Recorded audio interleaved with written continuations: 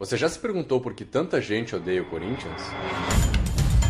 Se você não sabe, provavelmente não acompanha o futebol. Mas sabe que até mesmo quem não é fã do esporte também é vítima dessa que é a instituição mais corrupta do futebol brasileiro.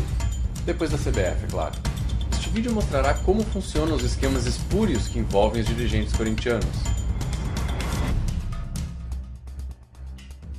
Como o Corinthians comprou a taça de campeão brasileiro em 2005? Com a palavra, Alberto Dualib, então presidente do Corinthians. Como é que ganhou no passado? Ganhou, mas olha, se não tivesse aquela anulação de 11 jogos, nós estamos fora, porque campeão de fato e direito seria internacional. Porque os últimos 5 jogos, nós temos 14 pontos na frente e chegamos, entendeu? Com 1 ponto só, roubado.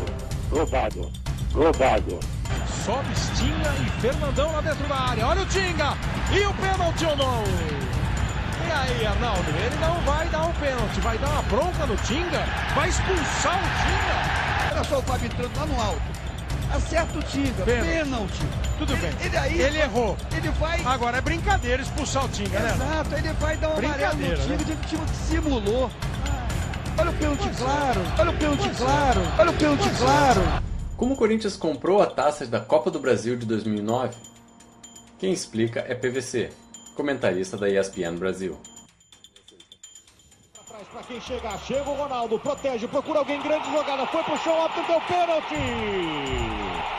Pênalti para o Corinthians, pênalti em cima do Ronaldo!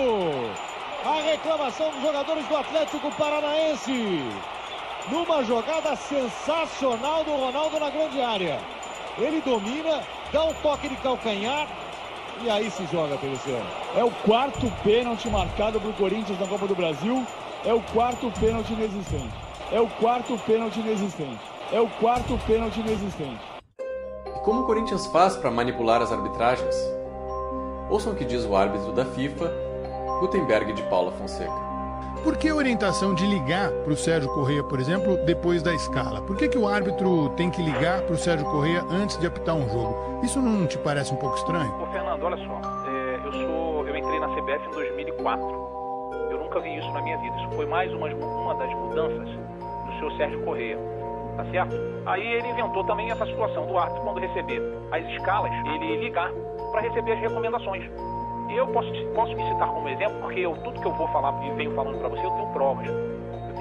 Inclusive, além de provas, eu faço questão de mais à frente a gente não só enviar para todo mundo que tem interesse e contribuir muito para que, de uma certa forma, essa sujeirada toda seja lavada.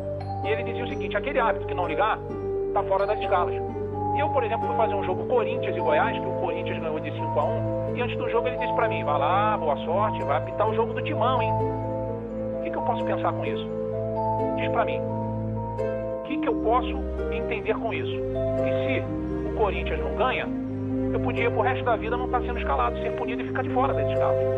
Isso é uma da colocação dele, uma das coisas que ele fez. Isso ninguém fala, ninguém comenta. Ouçam agora um bate-papo entre Alberto Dualib e André Sanches, ex-presidentes do clube. Nessa conversa com Dualib, André Sanches se mostra inseguro com o que vai dizer a Polícia Federal e pergunta o que fazer.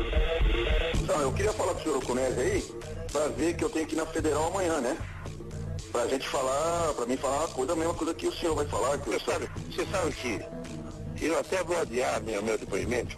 É bom também fazer isso, adiar também.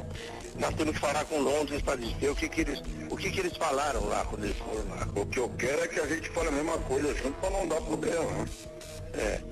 Se o senhor falar o que o senhor falar, eu vou falar. Até mesmo você é vítima desses esquemas, mesmo que não acompanhe futebol. Veja como.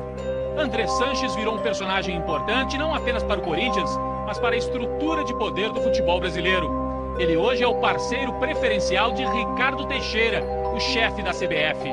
Não foi por acaso que o presidente do time mais popular de São Paulo votou de acordo com os interesses de Ricardo Teixeira e da TV Globo na eleição para o Clube dos 13. Um dos candidatos era Fábio Koff. Prometia uma negociação dura pelos direitos de transmissão do Campeonato Brasileiro. Ricardo Teixeira, aliado da Globo, lançou outro nome, Kleber Leite, com um cabo eleitoral de peso, André Sanches. Kleber perdeu, mas Andrés foi premiado pela lealdade. Virou chefe da delegação brasileira na Copa da África do Sul. Em 2011, devolveu a gentileza, rompeu com o Clube dos 13 e anunciou que negociaria diretamente com a Globo os direitos do Brasileirão. Em maio, no encontro com dirigentes, nem fez cerimônia. Sou amigo do Ricardo Teixeira mesmo, sou amigo da Globo mesmo, apesar de ser gangster, sou amigo de não sei de quem. Eu não tenho problema não. Agora, eu vejo meu clube. A declaração pegou mal com os parceiros, que foram tão generosos com o Corinthians, a ponto de oferecer ao clube a chance de realizar um velho sonho. Até 2 anos atrás, ninguém tinha dúvidas. Esse aqui seria o Estádio Paulista na Copa do Mundo de 2014. O São Paulo, dono do Morumbi, fez um primeiro projeto e, depois de receber várias instruções da FIFA, preparou um segundo desenho que previa até a cobertura do estádio. O custo total da reforma, 256 milhões de reais. O anúncio de que o Morumbi seria a sede da Copa virou foto na parede. Além de Lula, o próprio André Sanches estava em campo no dia em que o estádio do São Paulo recebeu a chancela oficial. Isso foi em 2009. No ano seguinte, tudo mudou. O motivo? O São Paulo apoiou Fábio Koff para o Clube dos 13, irritando Ricardo Teixeira. A partir de então, o estádio do Tricolor passou a ser bombardeado pela CBF. O Comitê Brasileiro fez novas exigências, que dobraria o custo da reforma. O São Paulo não aceitou e o Morumbi ficou fora da Copa. O Morumbi não ficou fora da Copa por nenhuma questão técnica de reforma. O Morumbi ficou fora da Copa por uma decisão política do presidente da CBF, que também é o presidente do comitê organizador local. No lugar do Morumbi, entrou André Sanches, um projeto da Arena do Timão.